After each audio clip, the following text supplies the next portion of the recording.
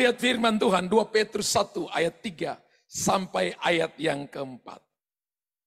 2 Petrus pasal yang pertama ayat 3 sampai ayatnya yang keempat. Oke. Yang di depan ini enggak nyala. Karena kuasa ilahinya telah menganugerahkan kepada kita segala sesuatu yang berguna untuk hidup yang saleh oleh pengenalan kita akan Dia. Yang telah memanggil kita oleh kuasanya yang mulia dan ajaib.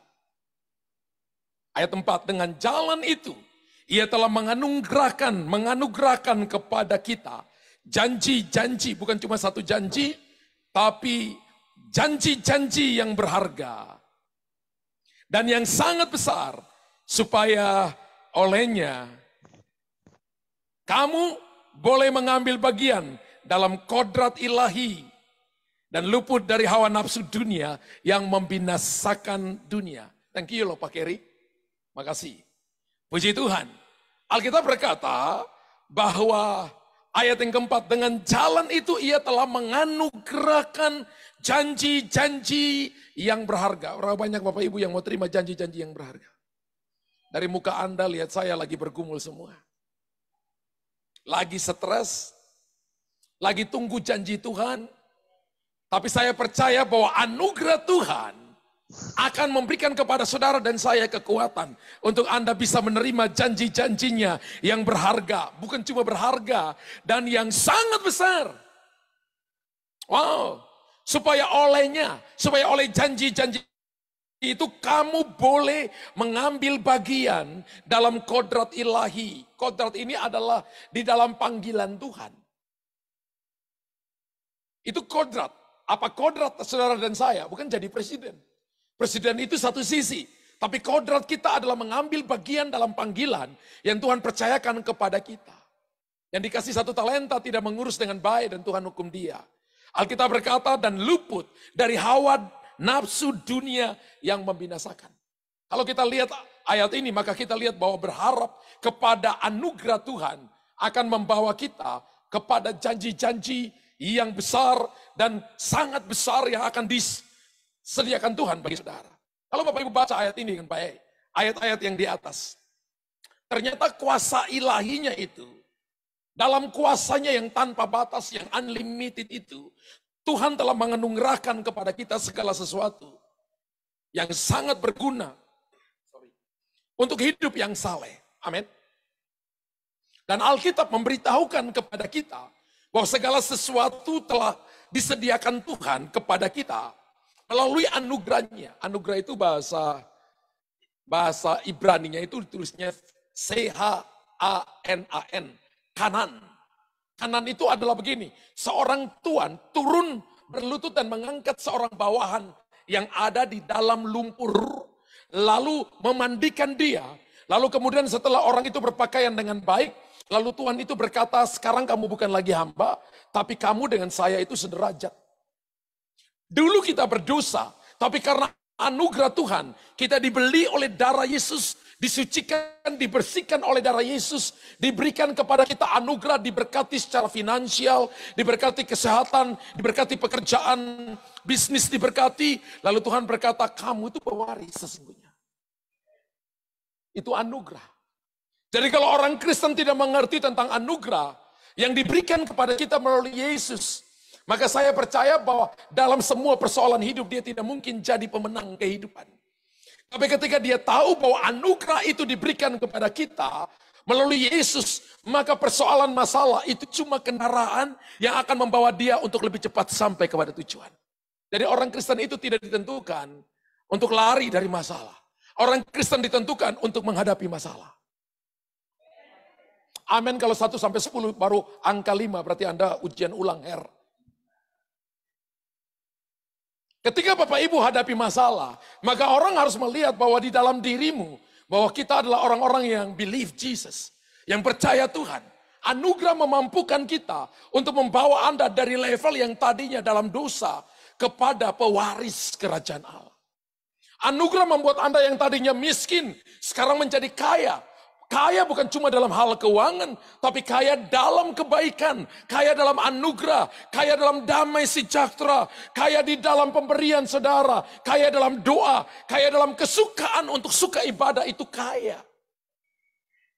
Amin. Karena ada orang kaya yang pelit dan medit. Tapi saya lihat muka-muka di sini adalah orang-orang yang kaya raya dan sangat bermurah hati. Karena mengerti tentang anugerah. Amin. Dan orang yang murah hati itu tidak takut kurang. Karena Alkitab berkata lebih berbahagia berkat orang memberi daripada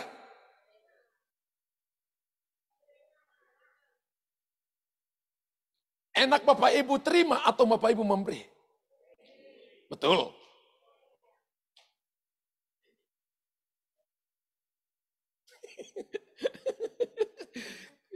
Ketawanya jujur ini. Ya, kokohnya ketawanya jujur. Pertanyaan sekali lagi saudara. Enak berkat terima atau membeli? Bohong. Ulangi lagi. Enak berkat terima atau memberi?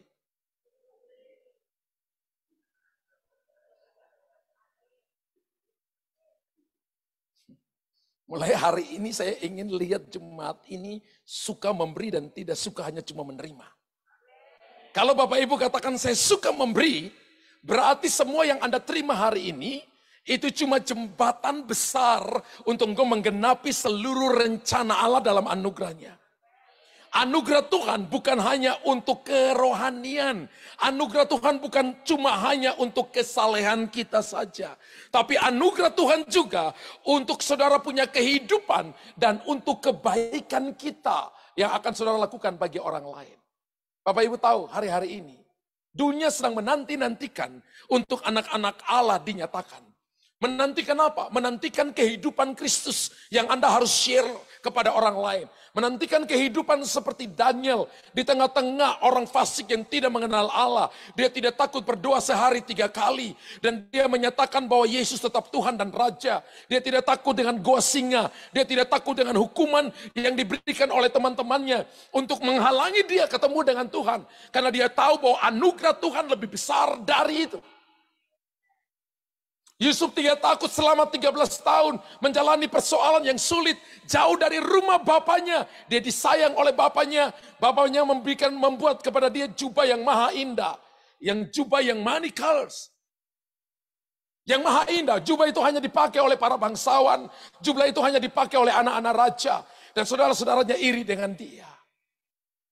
Selama 7 tahun, dia mengalami yang namanya sebuah perjalanan yang silent. Itu seperti akar tanaman yang masuk menembus lapisan-lapisan tanah, mencium air. Dan ketika waktunya tiba, waktunya genap, maka Allah membenarkan dia. Penguasa raja-raja harus berdiri di hadapannya. Dia memberikan nasihat menurut kehendaknya.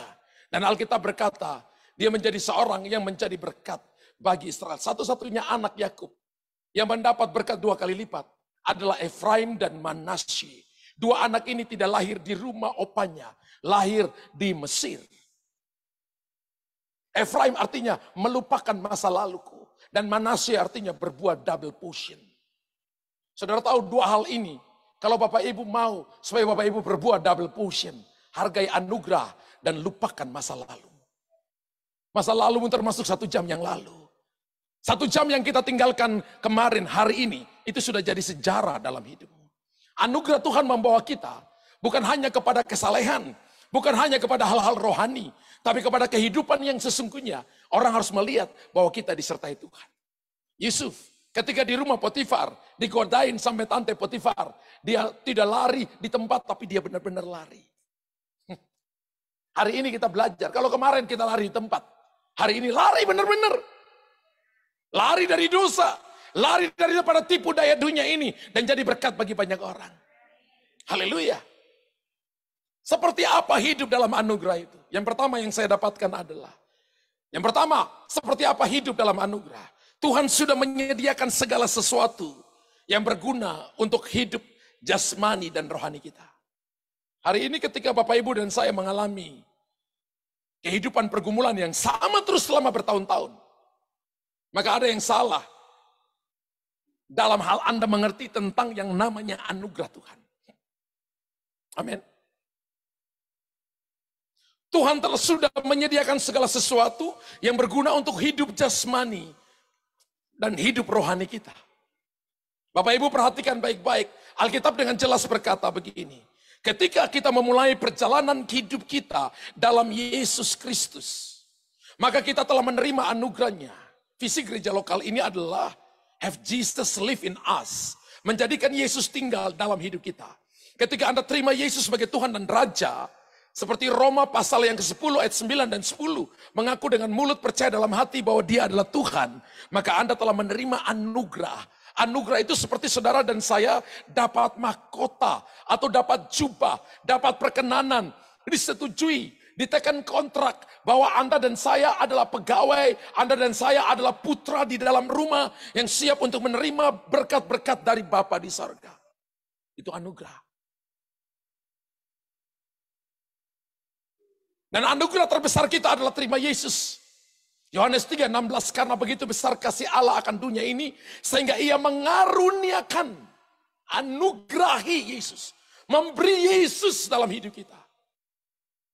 Kehidupan kita ini adalah kehidupan yang memakai Yesus, bukan cuma memakai, tapi Yesus tinggal dalam saudara. Orang yang tahu bahwa Yesus tinggal dalam dia, maka dia tidak takut dengan kehidupan apapun, dia tidak takut dengan tantangan apapun.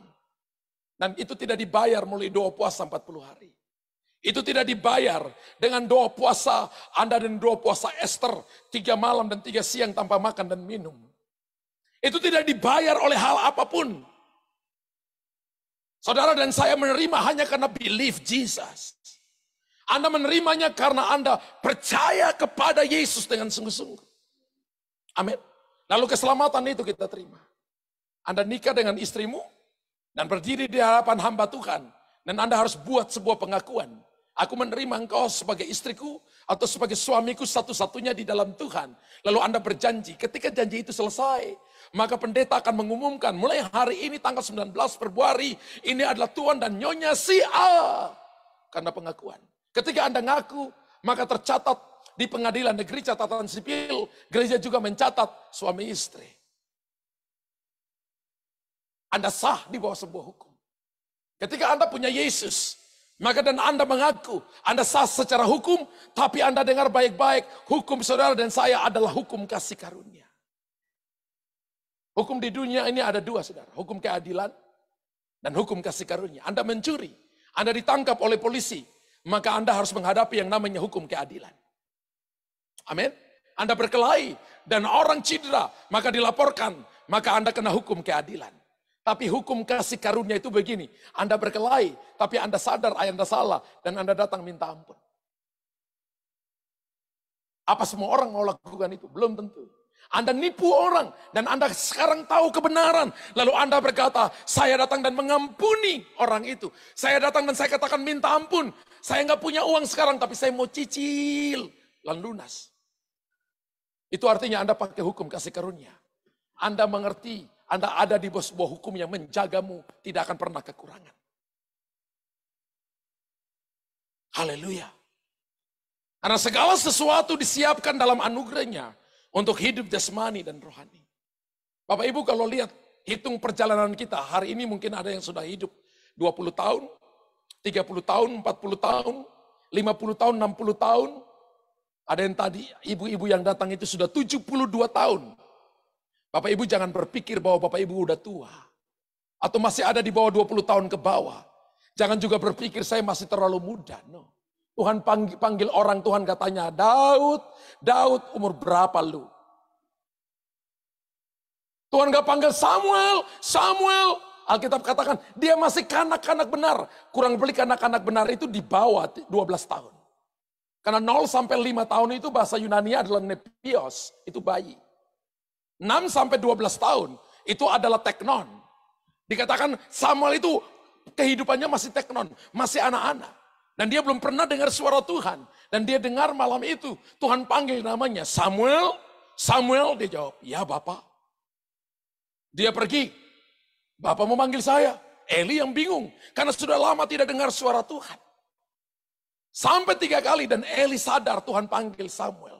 Dan Eli berkata kalau dia panggil lagi, jawab. Ya Tuhan, ini aku bicaralah. Tuhan panggil saudara dan saya tidak lihat umur. Tapi Tuhan lihat hati. Saya ulangi Bapak Ibu. Saya percaya generasi ini akan menjadi sebuah generasi yang memberikan hatinya sungguh-sungguh dengan Tuhan.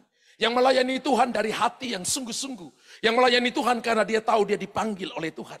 Dia tahu bahwa karena anugerah dia ada di tempat ini. Dan bukan karena hebat dan bukan karena kuat. Bukan karena gagah, melainkan karena oleh rohku kata Tuhan. Anda akan melihat perbuatan-perbuatan ajaib dari Tuhan. Tepuk tangan bagi dia. Yang meriah bagi dia. Katakan haleluya.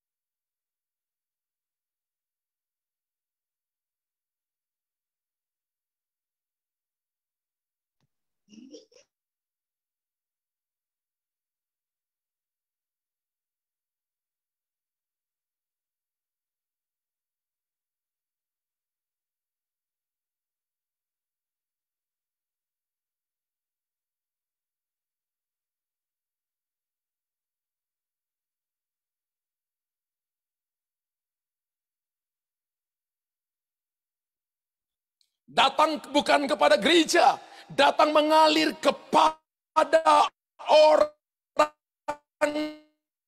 benar. Karena Bapak Ibu yang bisnis, siapkan bisnismu dengan baik. Jadikan Tuhan. Apakah melalui dengan krisis? Bisa saja. Ada kalanya Tuhan izinkan krisis, supaya kita yang tadinya jalan nomor 10, bisa lompat jadi nomor 1.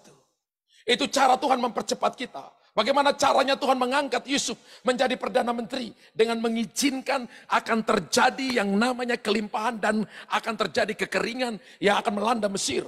Lalu raja nggak punya orang. Yusuf datang masa itu dikeluarkan dari dalam penjara.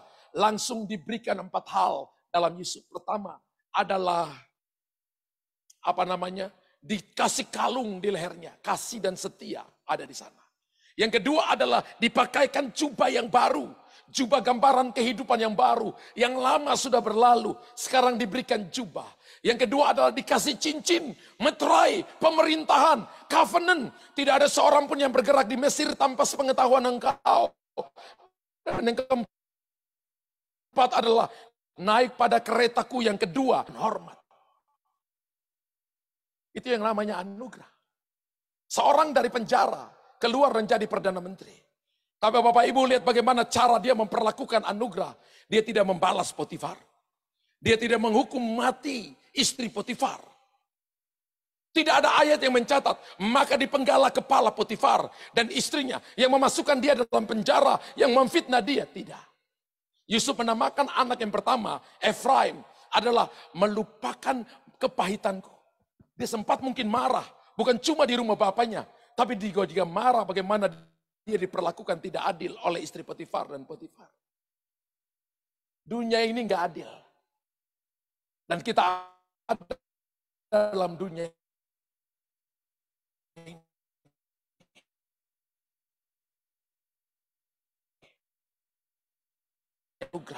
Fasilitas itu adalah untuk mencukupkan rohanimu dan untuk mencukupkan jasmanimu.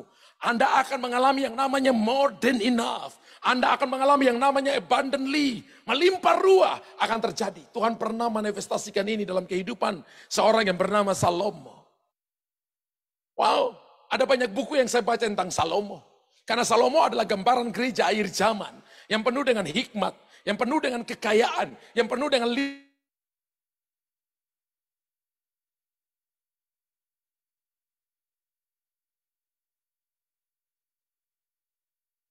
seseorang dengan penyediaan yang luar biasa. Bahkan perak nggak ada berharga di masanya. Bait Allah dibangun, semuanya dilapisi dengan emas murni.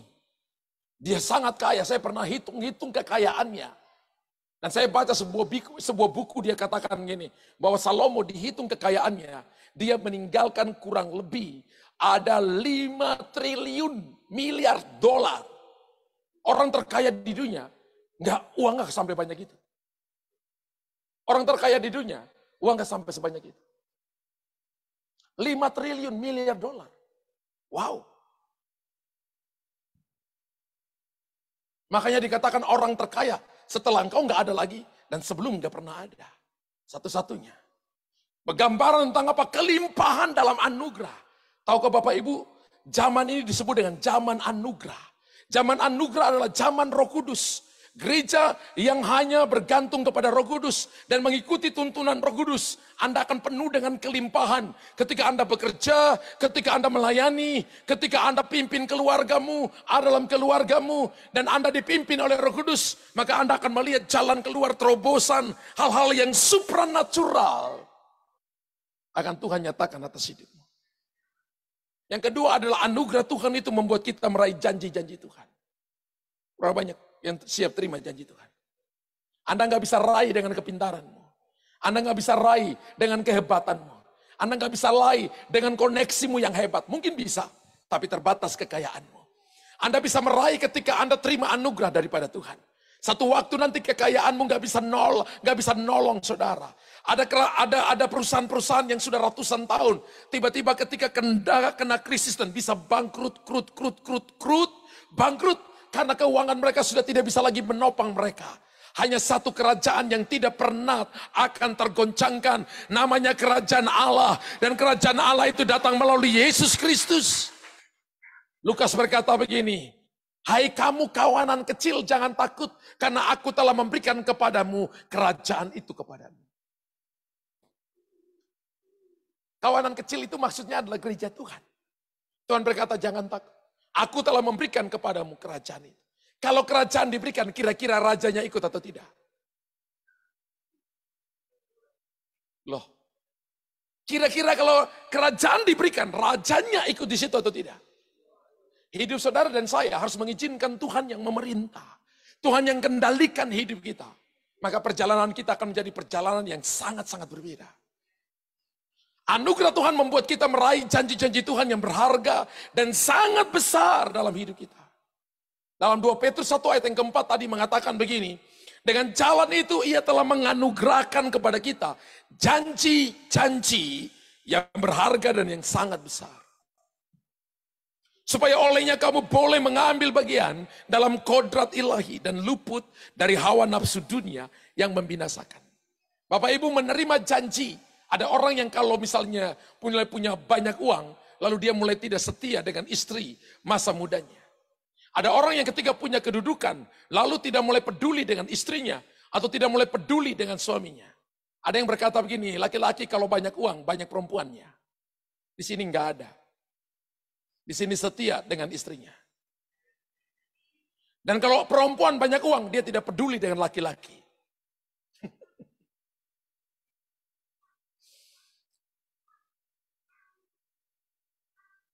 Tapi saya percaya keadaanmu seperti apa hari ini. Kalau Tuhan berikan kepada kita janji-janji dan anugerahnya, Anda harus tahu itu cuma sebuah kepercayaan. Yang harus dikelola dengan baik. Kemarin mungkin kita salah, kemarin mungkin kita bodoh.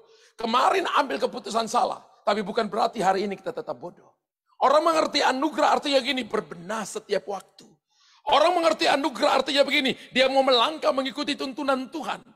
Setiap waktu, setiap detik, karena setiap waktu adalah sebuah kesempatan untuk dia memperoleh kebaikan dan anugerah Tuhan.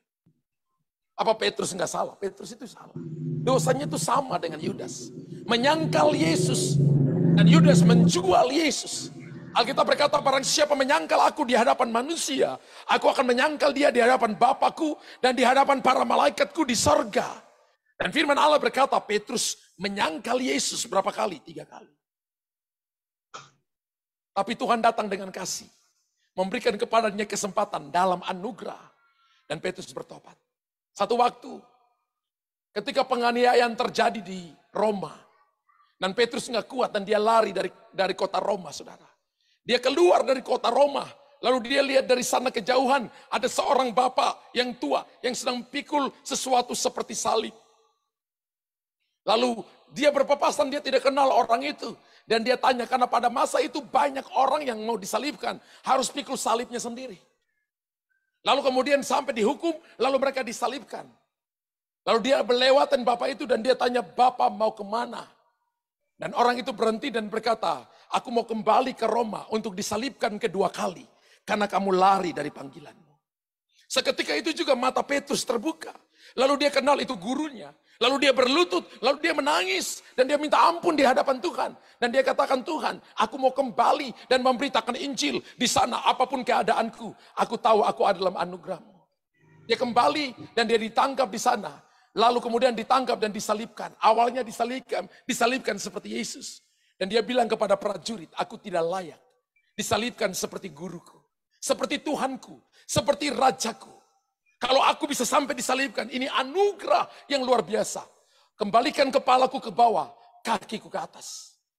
Lalu mereka menyalibkan dia, kepala ke bawah, kaki ke atas. Dan Petrus mati sebagai salah satu martir. Dan darahnya menjadi suatu tempat profetik untuk Injil itu tumbuh dan berkembang dengan luar biasa. Wow. Satu saat ketika terjadi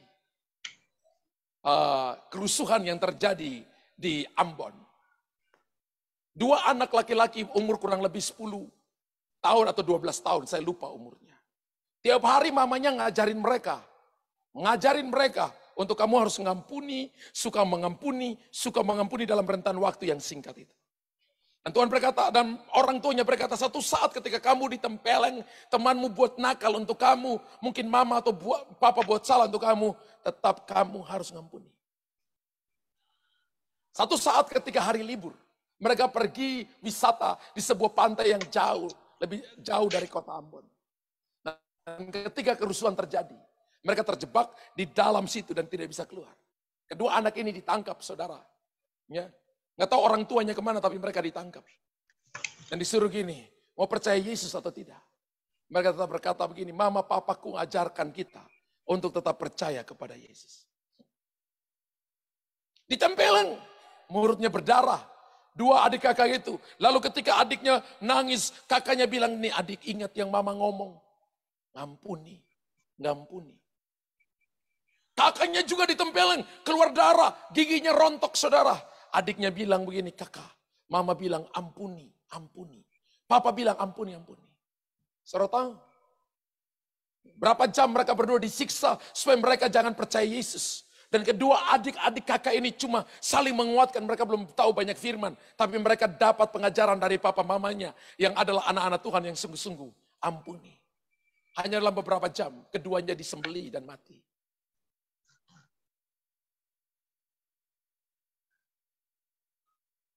Saya beritahukan kepada saudara, pengampunan adalah salah satu paket dari anugerah yang diberikan Bapa di sorga kepada kita. Ketika Yesus ada di atas kayu salib, salah satu dari perkataan Yesus adalah ampunilah mereka. Sebab mereka tidak tahu apa yang mereka perbuat. Dia dipukul, dia dicambuk, dia diludahi loh saudara. Dia ditinju, dia diperlakukan dengan tidak adil. Tapi dia tidak membalas. Dia berkata ampunilah mereka sebab mereka tidak tahu apa yang mereka perbuat. Kalau orang nyakiti saudara, orang itu nggak tahu apa-apa. Kalau Anda terluka, Anda cenderung melukai orang lain. Karena itu tidak ada jalan keluar selain mengampuni. Matius pasal 6, 14, 15 berkata, jika kamu mengampuni, Bapa di sorga ampuni. Jika kamu tidak mengampuni, Bapa di sorga tidak ampuni. Amsal 27 ayat yang ketiga berkata, batu ada beratnya, pasir ada beratnya. Tapi lebih berat dari kedua-duanya adalah sakit hati terhadap orang bodoh. Bapak Ibu kalau sakit hati itu yang tidurnya biasa jam 10. Tiba-tiba bisa tidurnya jam 2 malam. Kenapa? Ingat orang itu. Langsung nafas Bapak Ibu, tarikan nafas, lepaskan nafas itu berasap. Rambut Bapak Ibu juga naik menantang langit berasap. Ya.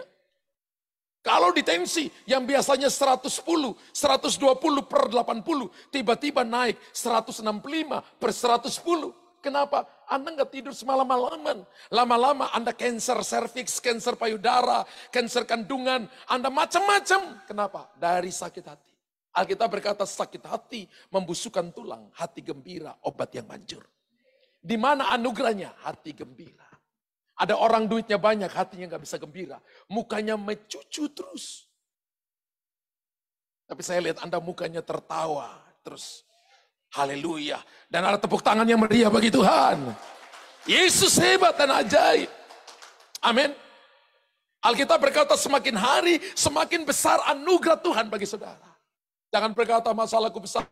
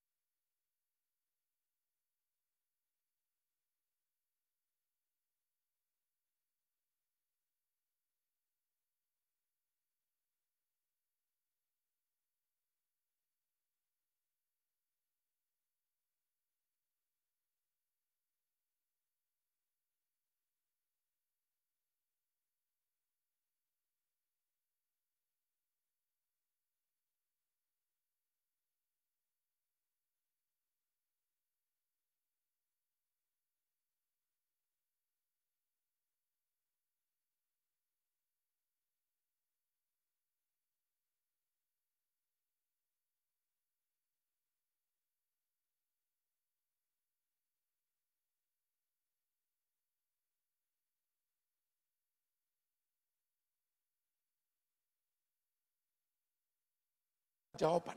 Anda akan dapat, Tuhan akan berkatakan begini, maksud masalah ini membuat kamu dewasa. Maksud masalah ini membuat kamu mengenal aku secara pribadi. Maksud masalah ini mempersiapkan hatimu untuk engkau nanti dipakai Tuhan dengan hebat. Dan engkau tetap menjaga hatimu selalu berpaut kepadaku. Kira-kira mungkin 3 hal. Ada yang dapat lebih daripada itu. Belajar catat. Sehingga Anda akan melihat semua masalah dengan cara pandang berbeda. Jadi ketika ada masalah persoalan datang, jangan omel lebih dulu. Anda akan kalah hari itu. Tapi datang cari Tuhan dan tanya. Saya percaya Anda akan dapat jalan keluar. Karena saya percaya 1 Korintus 10 ayat 13. Pencobaan-pencobaan yang kamu alami adalah pencobaan-pencobaan biasa. Yang tidak melampaui kekuatan manusia. Sebab pada waktu kamu dicobai, Alkitab berkata Allah memberikan kepada kamu jalan keluar. Supaya kamu dapat menanggungnya. Ada banyak orang yang menanggung masalah tanpa jalan keluar dari Tuhan. Karena tidak mengerti firman Allah. Apakah Tuhan singkirkan masalah? No. Supaya kamu dapat menanggungnya. Masalahnya kita hadapi. Tapi jalan keluar Tuhan siapkan kepada kita. Masalahnya kita hadapi. Tapi tidak melampaui kekuatan kita. Masalahnya kita hadapi. Tapi Tuhan memberikan kepada kita kekuatan. Untuk saudara dan saya bisa melewatinya. Ada banyak orang yang tidak bisa melewati masalah. Sehingga akhirnya apa yang mereka lakukan? Minum baygon biar bye-bye and go on. Nggak ada di sini. Atau mau gantung leher supaya lidahnya keluar seperti Rolling Stone. Itu generasi tahun 60-an, tahun 70-an. Ya. Dan saya percaya hari ini Tuhan ingin melakukan perkara-perkara besar dalam hidup saudara. Berapa banyak Anda berkata, saya percaya, saya mau. Amin. Mulai meresponi setiap keadaan. Jangan cepat-cepat, tapi belajar tanya Tuhan. Mungkin hari ini tiba-tiba Anda dimaki oleh seseorang. Jangan langsung balas dia dengan overheard dan hook. Pasti KO pasti. Jangan. Tapi belajar tanya Tuhan apa yang Tuhan sedang ajarkan kepada saudara. Pasti ada nilai ilahi yang Tuhan mau infuskan di sana. Tuhan memberkati saudara. Sudah selesai khotbahnya? Tepuk tangan bagi Tuhan. Haleluya. 2 hal kita dapat di siang hari ini. Tuhan sudah menyediakan segala sesuatu yang berguna untuk hidup jasmani dan rohanimu. Anugerah Tuhan membuat kita meraih janji-janji Tuhan yang berharga dan sangat besar dalam hidup kita. Puji Tuhan. Bangkit berdiri Bapak Ibu.